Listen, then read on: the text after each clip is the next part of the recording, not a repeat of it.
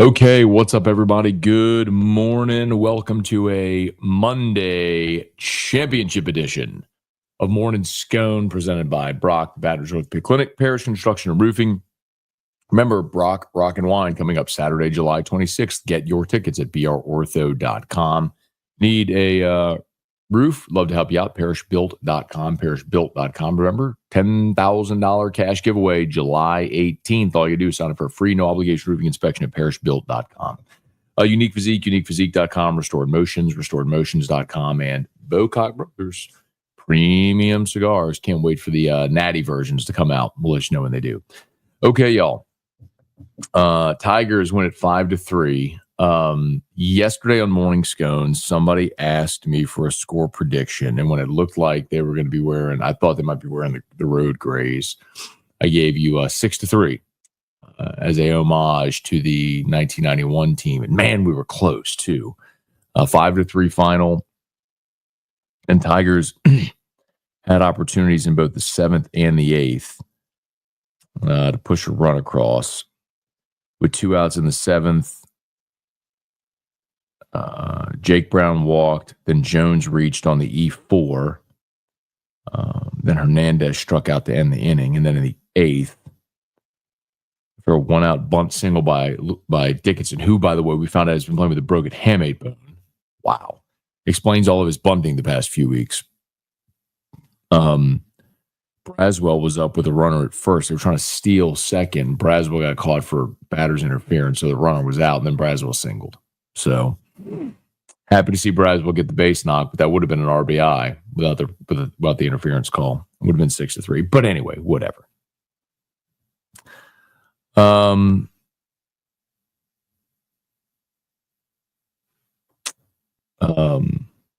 What a day, man. Thanks to everybody who joined us on the postgame show. I think our peak concurrent viewers was over 3,700, which is awesome. I just checked. 31,000 people have already watched our post-game show from yesterday. So thanks to everybody who was there on Locked on LSU to watch it. Greatly enjoyed it. Went through the game. I think just a quick recap, obviously. The big 4th inning kind of would define this team in this postseason run, getting the timely hit. Stanfield, a 2 RBI singled, put you up 3-1, and Curiel with 2 outs. Remember, they sack bunt Dickinson to get to Braswell. Again, explain why they bunted Dickinson so much. Been playing with a broken bone in his hand. The handmates, the injury Warren Morris had. And that does explain Dickinson bunting so much. So, Dickinson bunts to get to Braswell, who pops out on the infield. And then 2 outs. Here's Curiel, 2 outs, 2nd and 3rd. You deliver here, you're up 4 runs, and it feels like the coronation's on. And Derek Curiel did what he'd done so often, 2 RBI single, it's 5-1. You chase Morrison there. I said on the postgame show, I tweeted it during the game too. So this is in hindsight 2020. There's one spot in the game where I thought not having Kevin Schnall might have changed strategy. It was there because I was very surprised that they pitched to Curiel. That was, in that situation, it's 3-1, 2nd and 3rd, 2 outs. Morrison ain't fooling nobody. You've got everyone in your bullpen available. Curiel's already seen Morrison twice. He's your best bat-to-ball contact hitter. Base knock here, 5-1. It feels like it's over. I can't believe they let him pitch to Curiel. But LSU's benefit. Einstein gave up a solo homer, a 2-run homer, and that was it. So 5-3 is your final. Jay Shores was great. Thought for sure we'd see Casey Evans close it out, but Jay went with Shores. And when Shores went in the 7th and got 2 outs on 4 pitches, 1 pitch, ground ball out, 3-pitch strikeout, I was like, okay, this is over. Let's go. Let's wrap this thing up. So, great day, man. Great day. Fun game to watch. Tigers in 2. Coastal's coach, out-coached, outclassed, out everything. That's what happens when you play a full season in the SEC and you play a full season in the Sun Belt. Like, you could be really good, but there's just some things that you don't face when you're not facing the same level of competition. That was evident. And LSU differentiated and won championship number 8, which was awesome. Okay. Please smash the like button if you would. Subscribe to the channel, Facebook, like the page, share the post. We appreciate y'all, as always, for hanging out with us here. We will say some good mornings. I do have to go tag everybody in this post real quick. If you give me just one quick second. This will take just a second.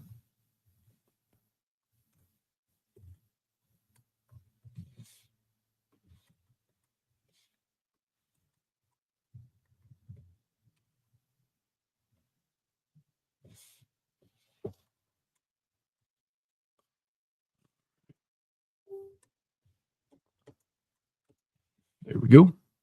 All right, here we go. Let's say some good mornings here. Fire away. Hey, Brian, good morning. Still hot up here in Omaha. Tigers have another natty now. I'll tell y'all what. Apparently Dickinson was playing with a broken hamate bone. By the way, so I could say this now. I haven't looked at the forecast for Omaha, but Hunt texted me yesterday and said the scuttle in the press box was if they had played a game 3 today on Monday, that there was talk of moving that game up to noon on Monday because of the threat of weather in Omaha on Monday. And so they didn't want the game. Yeah, it's supposed to it's 55% chance of rain in Omaha. So it's supposed to rain today. It's supposed to rain this evening. So they wanted to make sure they got the game in no matter what. So there was talk of moving the game up to noon on Monday. I guess we can say that now because it doesn't matter. But who can you imagine? Thomas, good morning. Kelly, good morning. Great day to be a Tiger. Brian Penn, good morning. JJ's the next skip. What do you think? Look, I mean, he's even done something now that Skip didn't do. He won it, in each of his first 2 tries. Now, it is fair to say he went to Arizona twice and didn't win it. But at LSU, 2 in his first 4 years, which is so mightily impressive. Just different eras, man. I wouldn't even compare them. He's got 2. He's got to get 3 more just to tie Skip. But let's not have that conversation yet. Let's just enjoy the fact that you got a great coach that, as I've said, is a maniacal recruiter and loves the program, doesn't want to go anywhere. His attention to detail is immense, and just enjoy that. Hey, Bubba. Good morning. Brett Braswell getting a hit in his last game after the slump is poetic. Yeah, he walked, had a sack bunt, and got a single. So a productive day at the plate for Braswell. Rex, how many starters will be retained? Retained, or you mean like how many will return? Because, I mean, you got some that are obviously going to sign pro contracts. Like Hernandez is out of eligibility. Jones will sign. Dickinson will be gone. Braswell will be gone. So you return Milam. He'll be the only one in your infield that returns.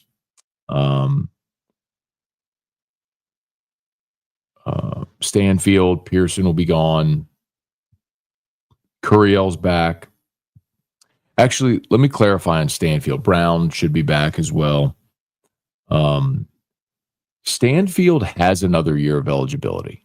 So that's going to be one to watch because remember, like last year, they all assumed Braswell was going to be gone and they expected Braswell to be gone. And so they went and signed Dickinson and they signed Tanner Reeves in addition to the freshman you had coming in. Well, Braswell went undrafted, so he came back. And so it kind of created this little bit of a conundrum because what do? I mean, Milam was going to move to short, Dickinson was going to play second, and Reeves was going to play third. I mean, that was going to be your infield. Well, Braswell came back, so what do? And so Reeves ended up being the odd man out. So it'll be interesting because I don't know if Reeves comes back or given his circumstance. I mean, he's got to go somewhere he's going to play. He's going to absolutely be in the lineup. So I don't know that Tanner Reeves comes back. But Stanfield is in a similar situation this year where Stanfield has another year of eligibility. They're anticipating him being gone. But what if he doesn't get picked? And I don't know. I mean, he's as I understand it, a borderline draftable prospect. It just does not have the power tool and doesn't have a great arm. He's probably not a center fielder at the next level. So if you're going to play one of the corner outfield spots, you don't hit for power, don't have a great arm, good glove, good speed, and can hit for average. Where does that fall as far as projectability? So anyway, that could be interesting, like what happens with Stanfield. Tiger Diver, good morning. Watched Locked On yesterday. Really missed Drunk T-Bomb. Whiskey and wine will be the same. Yeah, there's just a different energy when there's Drunk T-Bob there. Hey, Austin, good morning. Beautiful day to wake up being an LSU baseball fan. Yes, it is. Hey, Thomas, special edition of Jinglegate coming up. Let's see. Day 57 already, huh? Let's go. Hey, Jacob, good morning. Getting some heat up here in Virginia. High of 96. Wow. Chance trip to Omaha felt less stressful than 03. Going undefeated was nice. It was nice, wasn't it? Not having to go. Now, you did play a couple of real nail biters. I mean, obviously, the second game against Arkansas, the first game of the championship series. It's not easy. It's not supposed to be easy. I mean, you're trying to win a national championship. But, yeah, it was nice. Hey, Weston, good morning. Pool jumps, showing nipples, raw emotion, and natty. Yesterday was a good day. Appreciate all you do. My pleasure, man. Had a great time. We did 2.5-hour post game. I don't know if I'm supposed to do that on Locked On. I didn't ask permission. I don't think our shows are a little more structured than that on Locked On, but whatever. I mean, LSU won a baseball national championship. I was doing a live stream, smoking a cigar and drinking whiskey. So out the bottle. So whatever. Whatever. I had a great time. Hey, Brad, good morning. Yesterday you said you watched the 2000 World Series with your best friend who's no longer with us. Mass, what happened? I'm sorry. It's okay. Yeah, he passed in an accident in 2009. So actually the last sporting event that he and I ever watched together was the baseball super regional that year when they beat Rice to go to Omaha and, of course, won the Natty. So, yeah, that's been 16 years.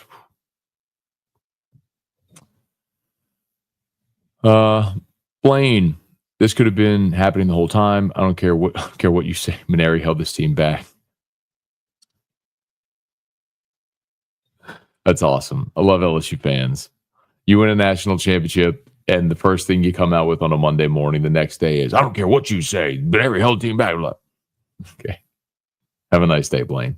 Boondocking and rocking baseball guide smile upon us today. Tiger Kingpin, give Scott Woodward props. The LSU athletic program is rolling. Need football to take that step this year. But, I mean, you've won 2 baseball titles with his hire. Kim won a women's basketball natty. Jay Clark preceded Scott Woodward. But Scott's the one who effectively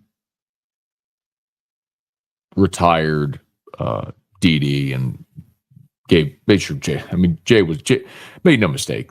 Like, Jay Clark is the linchpin. LSU started making it to the finals every year and getting the best gymnast because of Jay Clark. So anyway, yes. But everything will be judged on football. So, and he also hired Matt McMahon. So that remains to be seen as well.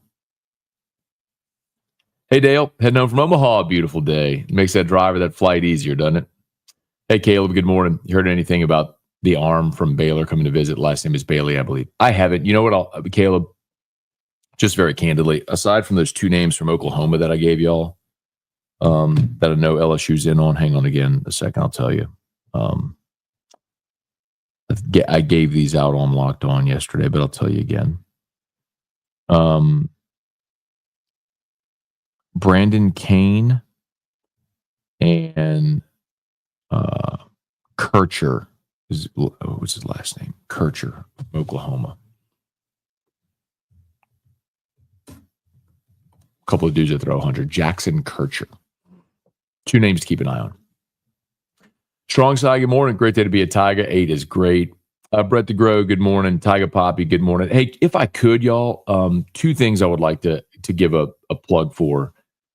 Number 1, hat tip to Hunt Palmer, who did an awesome job, man. I mean, with a newborn baby at home, he's been gone since the Thursday. He left the Thursday before the College World Series started. So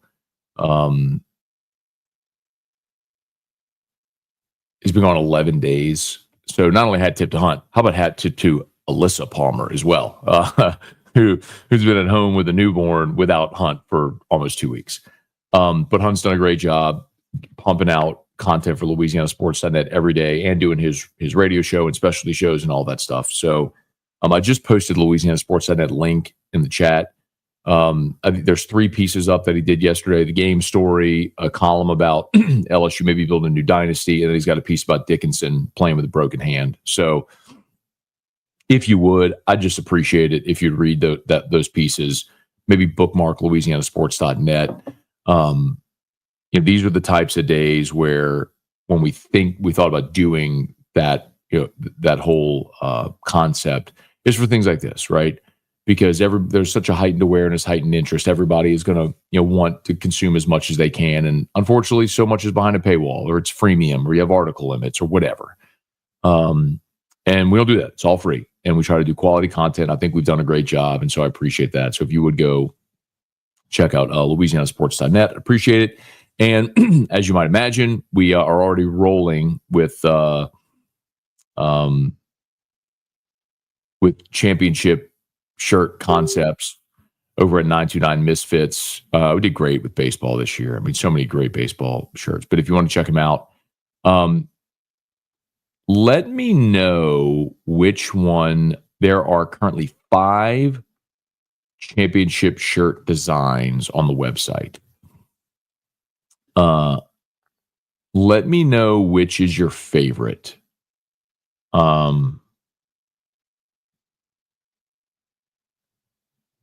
Because I designed one of them. And obviously I designed it I like the best, but let me know which one is your favorite. Well, I wish I could. I don't know how to show you all this. Okay, all right, let's do this. I know what we can do. All right, let me know. Let's do this. Here's what we'll do. Y'all tell me which one you like best.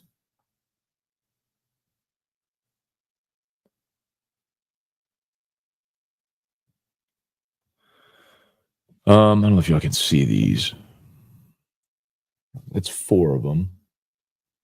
You see? And then the 5th is this one here. So which one? 8 with the bat. That one with the ball.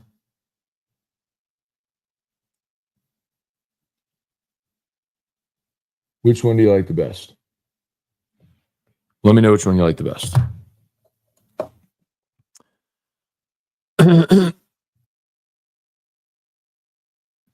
Okay.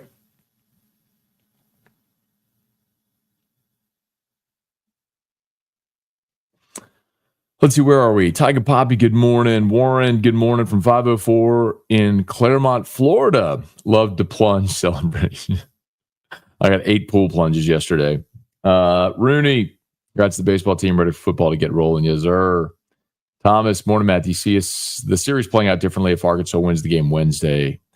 If Arkansas won the game Wednesday, I would have felt supremely confident about LSU coming back. Now, this is a good question. I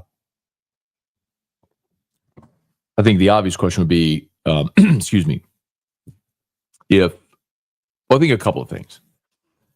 If Arkansas had won Wednesday and then gone to extras and LSU had thrown Anthony Ianson, so he had been burned, then it's a different conversation.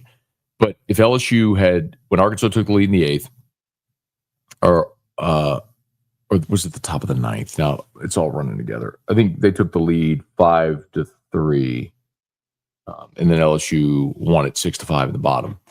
No, LSU tied at 5, then won at the bottom. Yeah. So, oh my God, the play that went off the guy's shoulder. Charles Davelin's shoulder. Oh my God. Anyway, whatever. So The LSU would have thrown Case and let's see. Evans pitched on Tuesday, so LSU would have thrown Ianson. No. They 100% would have thrown Anderson. Forgive me. They 100% would have thrown. If you got on a Thursday, they 100% would have thrown Cade Anderson to pitch you into the finals. Then you would have had Ianson game 1 of the finals, and then Case and Evans game 2 of the finals. And then game 3 would have been sort of a TBD. Safe to say, I think if Ianson were pitching game 1, they probably would have thrown Morrison. So I think you would have had the same matchup you did here.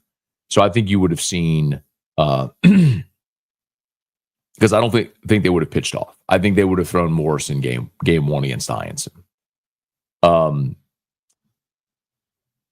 And LSU won that one. The game 2 would have been fluky against probably Newt. That Newt Shores bullpen day. And then game 3, you probably would have brought Evans back for game 3. That's probably how it would have gone. Definitely a better chance it goes 3 if you don't have Cade Anderson for the finals. Hey, Shane, good morning. Good morning from Shane, Jamie, and baby crew. All right. Good morning to the Danos family. That's awesome, man. Love it. Hey, Dad, good morning. Yep, thanks for watching, man. Gave old Pops a shout-out yesterday on the post-game show. It's a good time, man. Enjoyed the show yesterday. Boondocking and Rocket, thanks, man. Shelby, good morning. Love the emotion. As the old saying goes, it's hard not to be romantic by baseball. It's true. At the end of the post-game show yesterday, probably the last 10, 15 minutes or so, I kind of got a little emotional. I didn't anticipate getting emotional. It wasn't, I'm not really an emotional guy in that sense. But I don't know, just kind of got overwhelmed a little bit. Started talking about Skip being there and Jay Johnson's love for Skip. And then I kind of just started getting nostalgic about being a kid and watching the program, and then actually being an adult now and getting to know Skip Urban and how great he's been to me personally for no reason, really. I didn't play for him, but he's been,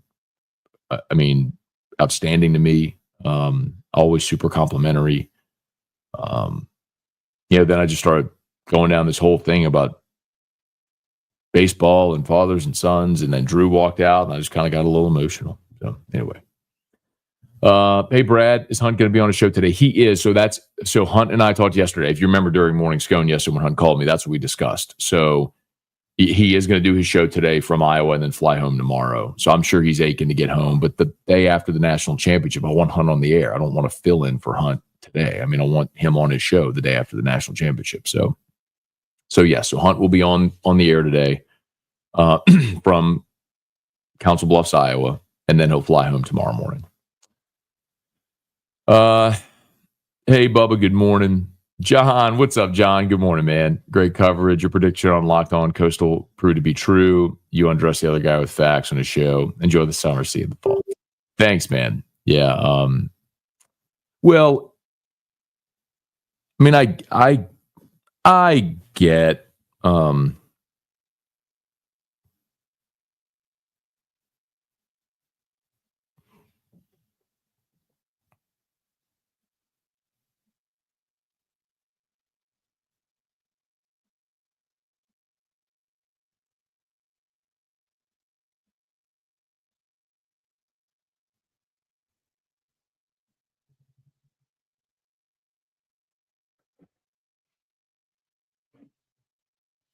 sorry.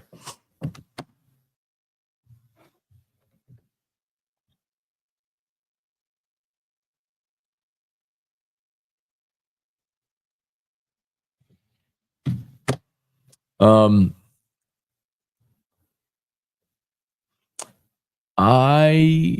was I?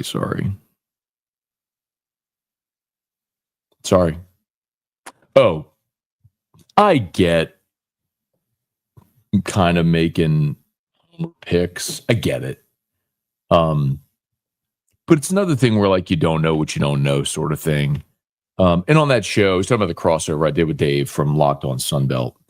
And Dave, the thing about Dave is he knows. Dave lived in Lafayette for a long time. He did radio in Lafayette. And so he's very familiar with Louisiana, LSU, the culture, the program, all that sort of stuff. But this was, you know what this was? I'm going to talk about this. I'm going to explore this a little bit more today on air. This was very much like Indiana football this past year, who went 11-1. Their one loss was to Ohio State. They made the playoff, and they got run by Notre Dame in the playoff. Or you could say this was like Notre Dame playing Ohio State for the national championship. Oh, Notre Dame had a great season. They were worthy of being in the playoff. They made a deep run. That might even be the better analogy. But they ran into Ohio State that was just better. Flatly, objectively, not even close. There was a giant talent gap between the two, and it was so evident when they played. And I think that's what we saw here. I mean, Coastal has some very good top-end players. Clearly, Cam Fluke's going to be a first-rounder next year. Caden Bodine, the catcher, who had a really rough 2 games, but he's a projected first-round pick. But you saw it. This was a Coastal team that didn't hit exceptionally well. They were an opportunistic offense that thrived on getting on base but walk, hit by pitch, stealing run, but putting pressure. Well, LSU played great defense, and they don't walk or hit guys. And so even when Coastal did get on base, they weren't able to come up with the big hit. I mean, I need to get the numbers. See if I have it here, but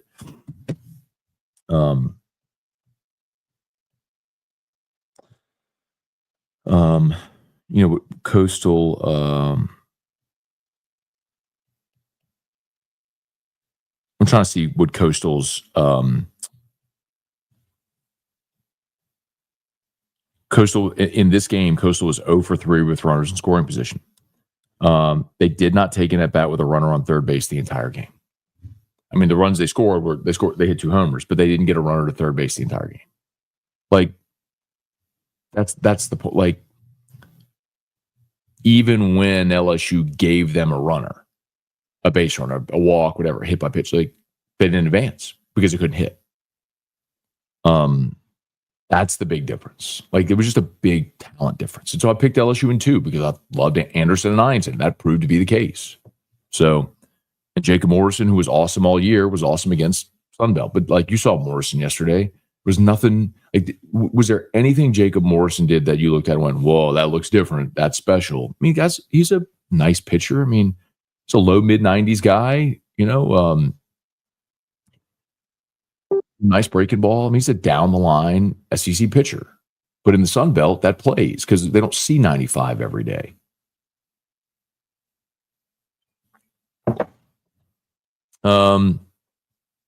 Braswell got a couple of hits. It was over then. He did. He had a sack bunt. He walked, and he got a single. He had some productive at-bats for sure, which was great to see. Patrick, good morning. Matt and Drew, doesn't 8 feel? Insert obvious cursor here. Great. Hey, Manny, just heard the story of Connor Benj and Gavin Guidry brought together when Guidry's line drive hit Connor in the head as a little leaguer. You just heard that story. Wow. Yeah, no, we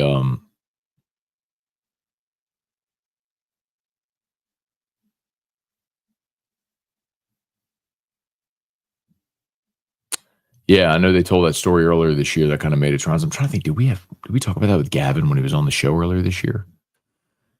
Hey, Kelly, good morning. Great CWS. Hey, Ron, good morning. Appreciate the long postgame show yesterday, especially when you got emotional. Great moment of the show. You rock. Thanks for watching, Ron. I appreciate it, man. Boondocking and rocking. You should write a memoir, tell the story about being a kid watching epic LSU moments. I guess I can. I don't. Christian, Jay Johnson tied Tim Corbin for active coach with most CWS championships. First coach ever to win 2 chips for first 4 years of school. No, the coach done it in less than 8 years. I know. Pretty incredible. Hey, Devin, just asking a question. On the final play, did the second base kid touch the bag to complete the double play to win it? Sure didn't look like it. I don't know. I'd have to go back and look. I didn't.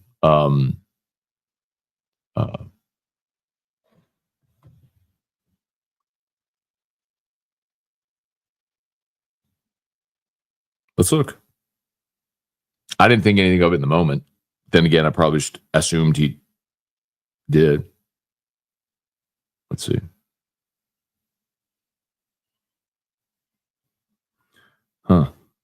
Let's see. Let's see if I can find the actual TV. That was one from the stands. Let me see if I can find the actual TV.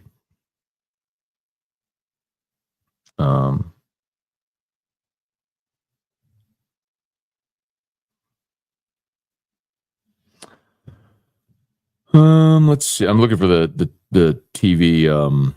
Here it is.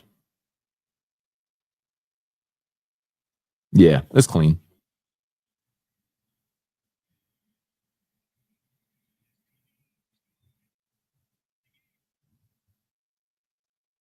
Boys, close. Let's see. Yeah, he got it. It was clean. It was close, but it was clean. It was Milam dragging his foot. He kicked it.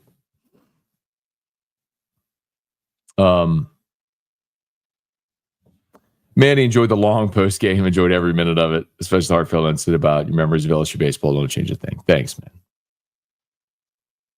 man. Hey, Grant. Good morning. Good morning. Coastal learned real fast. Sunbelt isn't the SEC. Big difference. Leon. Good morning. Enjoyed the pool jump. Who's coming back that can help us repeat? Yeah. Well. Might be easier to start with who isn't coming back, right? Kate Anderson, Anthony Hines will be gone. Chase Shores will be gone. Hernandez, Jones, Dickinson, Braswell, Pearson will all be gone. When you look at who's returning, Milam will be back at short. Aaron Beatty's going to be your catcher next year. Ethan Fry returns. Derek Curiel returns. I'm assuming Jake Brown will be back. I mean, he has another year of college, but I know he's not going to come back to platoon again. So, Brown. And then you look at the arms that you'll have a bunch of talented arms coming back. I wrote these down because someone was asking yesterday about what Gavin Guidry's role will be, and I was like, that's an interesting one because Guidry's got to go somewhere where he could pitch. But you've got Kason Evans, William Schmidt, Maverick Rizzi, Cooper Williams, Jaden Newt, Devin Sheeran, who's doing great throwing summer ball right now. I mean, that's 6 right there.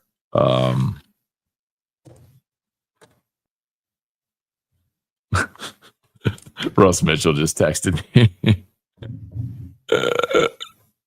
We're a bleeping baseball school, SMH.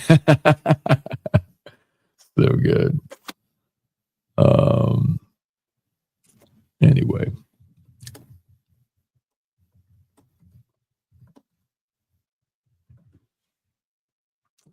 Man. Let's see. Hey, Randy, good morning. Tommy, good morning. Bryce, good morning. Who would have the option of return and who do you think returns? Yeah, just kind of went through that a little bit. Angel, good morning. How many years remaining does Curiel have? 1 more. So he will be a draft eligible sophomore. So after next year, Curiel will be a draftable player. So you got 1 more with him. Hey, Sean, good morning. Coastal had the biggest case of Sunbeltitis I've ever seen. Schnall needs to lay off the windstroll. I know there was a giant discussion over him getting run. I think this is the hardest thing sometimes for fans who don't. Let me finish that sentence. Sorry. For fans who don't watch college baseball on the reg and then come in to the CWS. And especially if you watch Major League Baseball and you see coaches come out of the dugout and get explanations and get animated and kick dirt and all that stuff. Think of it this way. How often do you ever see coaches get run in college baseball? I think Skip, if I remember this correctly, in his 18 years, I think got run twice, if I remember that correctly. Think about that. That's about once a decade. Like, coaches don't get run. It's not, because it seldom escalates to the point where a coach is going to get run. But in that situation, like, there are very clearly stated rules. And coaches have to know their boundaries. And I played the clip for you about Jay Johnson after Saturday's game where he talked about showing restraint, knowing the rule, need to be calm for his team. And Kevin Schnall did the absolute opposite of that. The first base coach was chirping. He got a warning. And then Schnall comes out of the dugout, say, what's the warning for? And then he says, because you missed 3 pitches. You can tell him that because you missed three strikes. And then he's telling him, get back. You can tell him, DeMonster was saying, like, stay back. And then he keeps coming out of the dugout and he gets run. What are you going to do?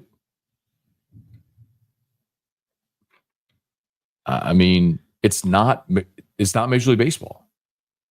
Like, it's funny. I remember like calling high school all those years and people would say, oh, it's outside the tackle box. In high school, there's no tackle box. Like, if you roll out the tackle box, throw it away. Like, it's a different rule in high school. There's different rules and different levels. And if you take a MLB mentality into a college baseball game, as a fan, you're going to have a different experience. So, anyway, I don't know. Hey, Brent, good morning. Cody, good morning. Checked on Sheeran. You're right. He's dealing in summer ball. Yeah, check some of like this. Like, I keep having a lot of his content pop up in my Twitter feed. He's rolling, coming off the torn ACL, and he's pitching this summer. And that's a guy that we expect to play a role for LSU next year. Hey, Chris, Aaron, good morning. Deborah, good morning. Brian, reminds me of Nick Saban approach preparation. I've said many times over the years, Brian, the 2 coaches I've covered that most closely remind me of Nick are Will Wade and Jay Johnson. I'm not saying they're Nick. I'm not saying they're going to win that much. It's not what I'm saying. I'm just saying as far as the personality, the mindset, the temperament, the attention to detail, all that sort of stuff. Hey, Tim, good morning. Jerry, good morning. Yep, congratulations to the Tigers. Clint, good morning. Whatever happened to Jordan to Duke? Duke hired Corey Muscara. Corey Muscara is the pitching coach from Wake Forest, who, when LSU hired Nate Yeskie, was interested in hiring Muscara. But I'm pretty sure Corey Muscara was at Southern Miss. Pretty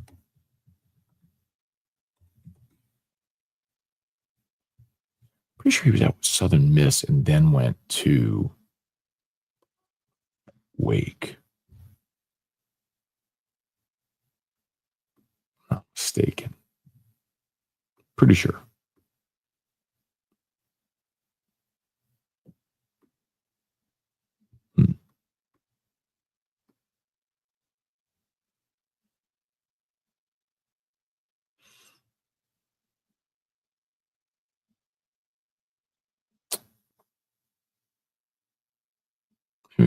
Who am I thinking of? Muscara was definitely the pitching coach at Wake. So that was a big deal after the Skeens Louder game, and it was great. Maybe I'm wrong. I thought maybe he had done a stint at Southern Miss. Maybe not. Anyway, so Duke hired Corey Muscara.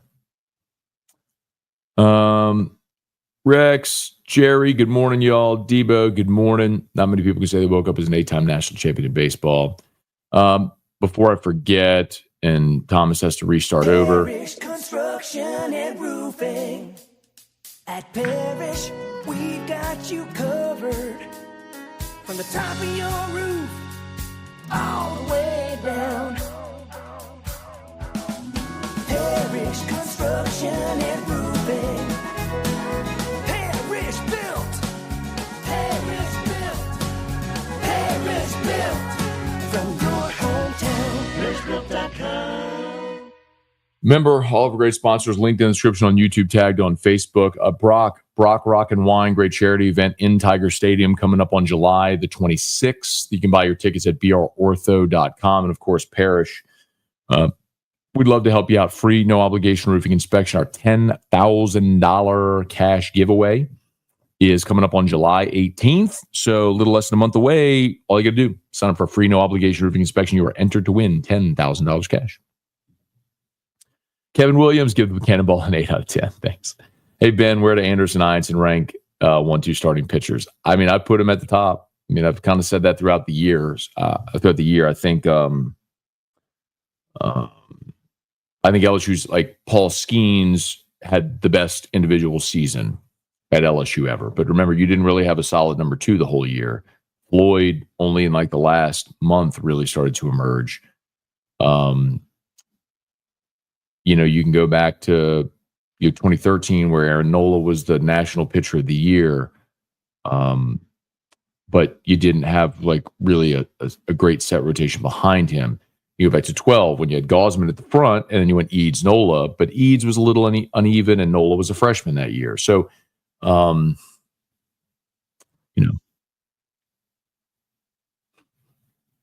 screenshot of the pool plunge was interrupted by a WBRZ traffic alert. You can go back and get it. It's on-demand stuff is great. Drew, good morning. This has to be perfect for your professional calendar. LSU baseball gets you to the 4th of July, 1 week until SEC media days. Bro, this is it. I say it, Drew, I've said it forever.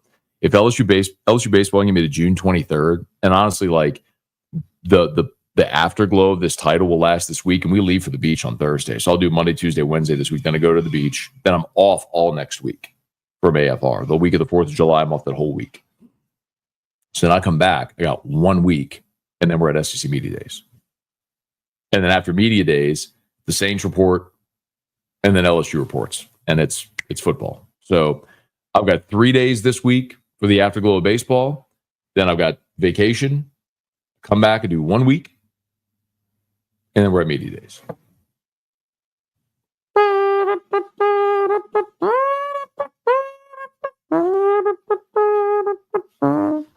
Yes. Thank you, Jay Johnson. Thank you, Jay Johnson. 7-6 on the 8th pool jump. You were getting sloppy toward the end. I was tired, bro. Anyway. All right. I got to get rolling, y'all. Thanks to everybody for being here, man. Appreciate y'all for hanging out with us. Please smash that like button, subscribe to the channel, Facebook, like the page, share the post.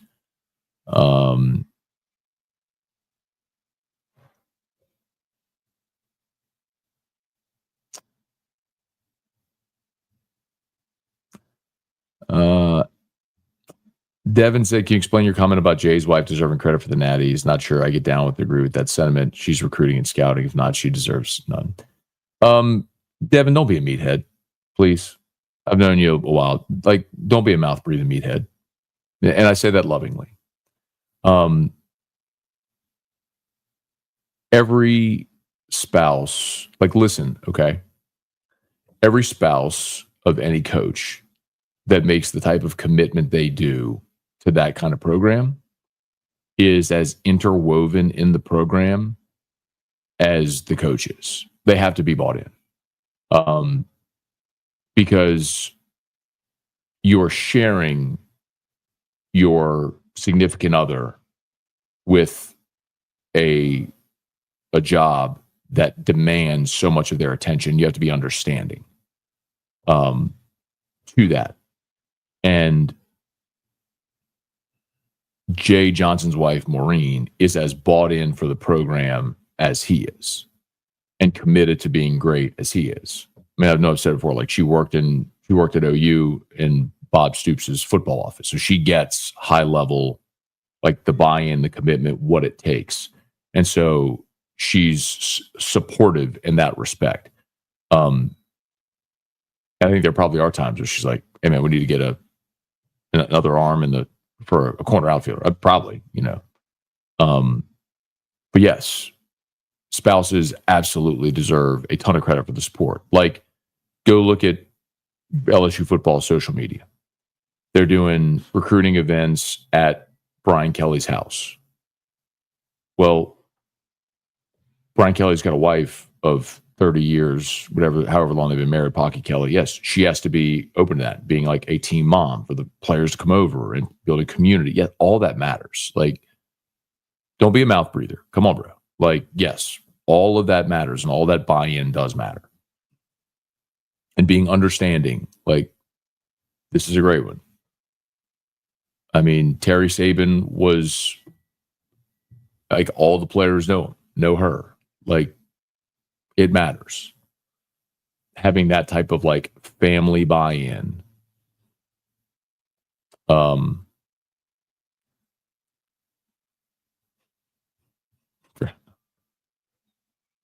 Like you have to have like, imagine if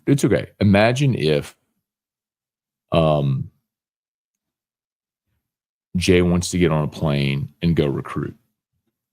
But let's take Jay out of it. So I'm not saying specifically them. Let's say there's a recruit that you need to go see, but your spouse wants to go on vacation. So what do you do? Well, having that support, say go get that righty that throws 98 matters a lot. I mean, it allows, like, them being on the same page allows him to be all in. Gregory Gordy, Scone, we love you, Rockmore. I don't blame you.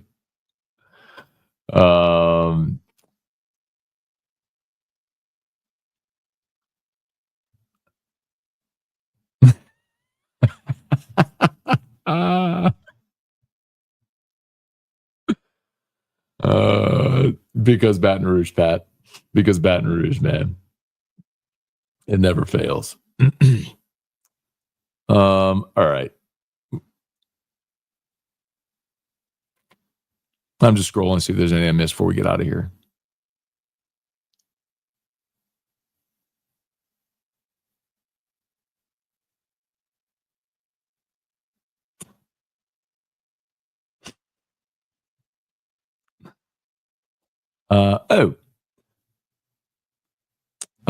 Manny, discount code GO15, GEAUX15 will get you 15% off at 99 Misfits. GO15, GEAUX15, GO15 will get you 15% off at 99 Misfits. Yeah, I don't think anybody said which shirt they like best. All right, or if you did, I missed them.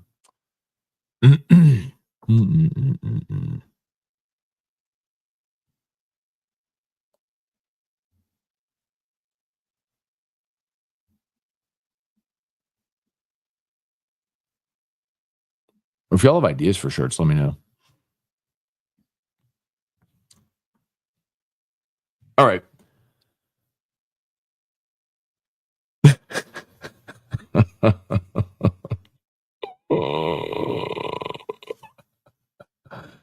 don't know. I'm sure they're fine. Caleb, Skip, I'm sure Skip will get a ring. I'm sure they'll make sure he gets one. Andrew, is Matt the hardest working man in Louisiana sports talk? I don't know. I would venture a guess that nobody does more hours of talking in a week. I don't know if that means I'm the hardest working, but anyway. All right. Let's get out of here, y'all.